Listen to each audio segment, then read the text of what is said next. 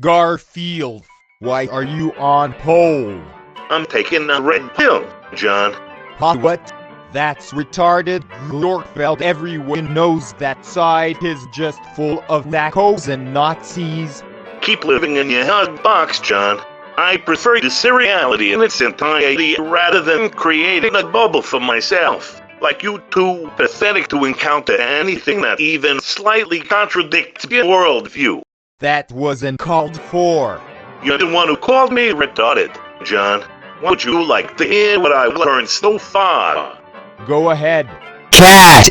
Today, John, the world we live in and the people in it are in a state of decay. The world is not dying, it is being killed. And the people killing it employ various methods to keep us under lock and key. The greatest minds of the 20th century came together to form a think tank where the entire point of their magnum opus was figuring out how to use tricks, subconscious programming, and hypnosis to control the masses in a way never before seen on such a wide scale throughout human history.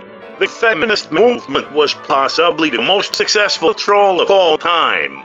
Think about it, right? It's a double whammy.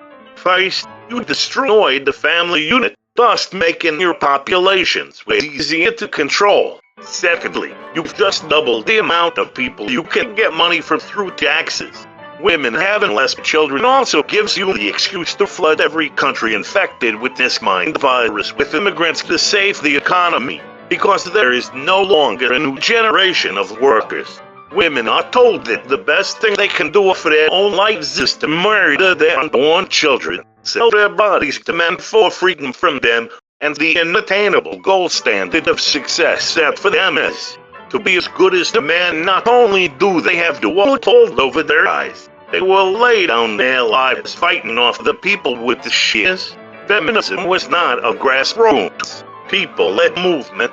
It was not funded by the Rockefellers and Rothschilds in order to grant them an opportunity to further their plans for world domination by enabling people's wish behavior, causing a population that is too blinded by hedonism to care about anything but brain chemicals, effectively turning us into a neo-white state. There is good reason the women at the time of the suffragists protested against their right to vote. Don't think I'm leaving the onus completely on women here either. After all, Adam did nothing to stop Eve eating the apple, even though he was there the whole time. We have sat back and let this happen. If you want to blame women for crashing the car into a ditch, okay, fine. But who gave them the reins, John? Men did because we thought it would be so easier to give them a chance to take power and have a rest for a while. What happened to our sense of responsibility, John? Did we really think that our collective sloth would be without consequence? It wasn't. All our idleness did is pave the way for 50% of marriages to end in divorce. We could have stopped it, but we fell for their tricks hook, line, and sinker. Malevolent forces have conspired to drive a wedge between men and women, alienate husband and wife. Whisper in her ear you don't need him. You can be strong and independent. All you need him for is just money and children. After that you can divorce him and have it all for yourself. And then here's our women are there to be used anyway. Let her do whatever she likes and you'll do the same. Who needs but one, when you can have an entire harem to yourself? And whilst these forces are doing this, they are preparing the sacrifice of the next generations, taking away the stability of a loving father and mother, causing all they know to be strife and hatred, their time, their future, their very souls to be demoralized, beaten, knocked down, and their minds squished into a one-size-fits-all mold of weak slavery and isolation. We fought the wrong enemy, John. We sold our souls to the guys responsible for the death of 60 million European men over the course of both world wars. And not only that, but because of our blind hatred towards everything our enemy stood for, we were able to be tricked into destroying the parts of ourselves that slightly resembled even the good parts of their regime. Houses, John. They gave loans to buy houses for young couples and took a quarter off the loan for each child they had. We had no higher good to strive for. The first we wrestled with have given us two hopeless options to choose if one is going to have a sense of purpose in today's world. Materialism leads us to a path that both lead us and not. In modernity, every single popular has led us to a washed-up alone state when relying on nothing but our own looks to guide us when looking for purpose and meaning. What is a man to do? Strive only for power. Rebuild the world in your own image according to your own will. Which way, Western man?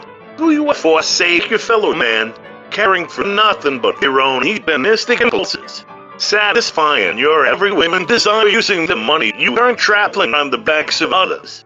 Or do you forsake yourself, your family, your people for a lifelong servitude to an ideology that only seeks to make you but a slave, selling a quality whilst delivering an impenetrable brittle bureaucracy, devoid of any human connection and run entirely by fear?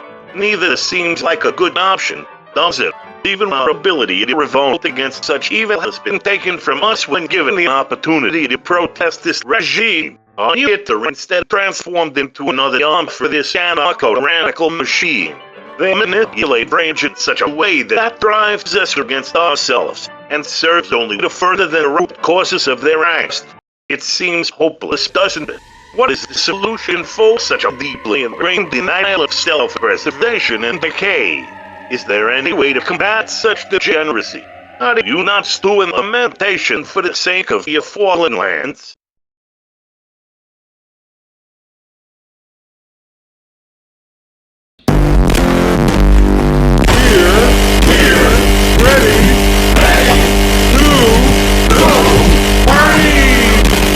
Thankfully, John, there is a way out we can make one of fools in that hubris forget that we can only be pushed so far if every generation is rebellious to the one before it, and we're in the midst of the most broken, disordered freaks in recent memory, and our rebellion is to be radically traditional.